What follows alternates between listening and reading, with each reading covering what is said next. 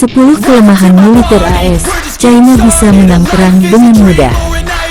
Amerika Serikat dikenal sebagai negara dengan kekuatan militer terbesar dan paling maju di dunia. Namun, dominasi ini bukan berarti tak memiliki kelemahan. Dalam konteks geopolitik yang kian memanas, terutama di Indo-Pasifik, China sebagai kekuatan militer dan ekonomi yang bangkit, telah merancang strategi khusus untuk menantang dominasi AS. Berikut ini analisa mendalam kelemahan-kelemahan militer AS yang bisa dieksploitasi oleh China, guna meraih keunggulan dalam skenario konflik terbatas, atau bahkan perang skala penuh. Halo semuanya, selamat datang di channel ini. Saya sangat senang Anda bergabung dengan kami. Jangan lupa like dan subscribe untuk mendapatkan update video terbaru dari kami. Dengan like dan subscribe, Anda akan menjadi bagian dari komunitas kami, dan membantu kami membuat konten yang lebih baik untuk Anda. 1. Ketergantungan global dan jalur logistik yang panjang. Salah satu kelemahan utama militer AS adalah ketergantungannya pada jaringan logistik global. Dalam konflik besar, misalnya di kawasan Indo-Pasifik, AS perlu mengirim pasukan dan peralatan dari pangkalan di daratan utama AS, Guam, Hawaii, hingga Jepang dan Korea Selatan. Kerentanan logistik. Jalur laut dan udara yang panjang rentan terhadap serangan rudal jarak jauh, ranjau laut, dan sabotase dunia maya. Respons lambat.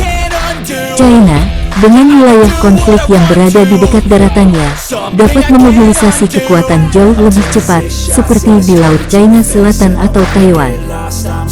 Potensi strategi China menggunakan A2AD anti-akses area denial, yaitu melumpuhkan akses militer AS ke wilayah dekat China, melalui rudal balistik, rudal hipersonik, kapal selam, dan sistem anti-udara jarak jauh. 2. Kelelahan perang dan politik dalam negeri. Militer AS, meskipun kuat, telah mengalami kelelahan perang akibat konflik jangka panjang seperti di Afghanistan dan Irak. AS juga telah lelah dalam mendukung Ukraina dalam perang melawan Rusia. AS juga telah mengeluarkan banyak dana dalam membantu Israel dalam aksi genosida di jalur Gaza. Dukungan AS pada Israel telah membuat citra negeri Paman Sam itu hancur di mata dunia. Secara politik dan sosial, opini publik AS cenderung menolak perang panjang, terutama jika tidak berdampak langsung ke dalam negeri. Partai politik AS cenderung terpecah soal intervensi militer luar negeri. Kelemahan ini dapat dimanfaatkan China dengan memicu konflik pendek, cepat, dan terbatas, atau blitzkrieg versi modern, untuk menciptakan fait accompli sebelum AS bisa bertindak, contohnya di Taiwan. 3. Ketergantungan teknologi tinggi dan kerentanannya. AS sangat bergantung pada sistem persenjataan yang kompleks dan mahal, seperti F-35, kapal induk, dan sistem satelit. Hal ini memiliki beberapa risiko. Kerentanan terhadap serangan siber dan jamming elektronik.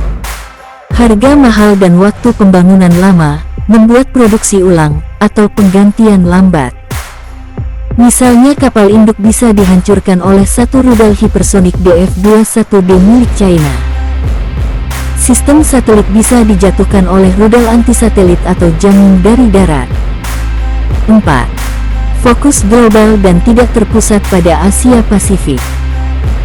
Amerika Serikat memiliki komitmen global, mulai dari NATO, Timur Tengah, hingga Afrika. Ini membagi perhatian dan sumber daya. China memiliki fokus tunggal pada kawasan Asia Timur dan Indo-Pasifik, membuat mereka bisa menyusun kekuatan secara strategis dan geografis. Bila terjadi konflik di Taiwan, atau Laut China Selatan, China hanya perlu fokus di satu front, sementara AS harus membagi armada dan logistiknya dalam berbagai konflik yang diciptakan dan dihadapi. 5. Birokrasi dan lambatnya adaptasi strategis.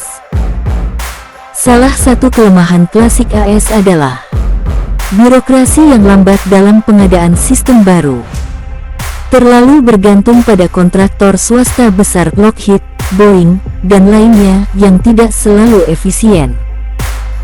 China, dengan kontrol negara penuh, bisa lebih cepat dalam mengembangkan dan menguji teknologi baru secara rahasia dan sistematis. 6. Kerentanan terhadap serangan asimetris dan non-militer.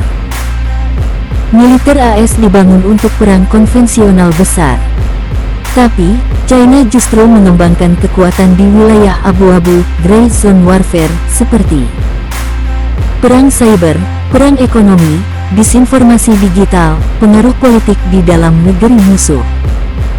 China bisa menyerang infrastruktur digital AS, melumpuhkan jaringan listrik, komunikasi, bahkan keuangan tanpa satu pun peluru ditembakkan.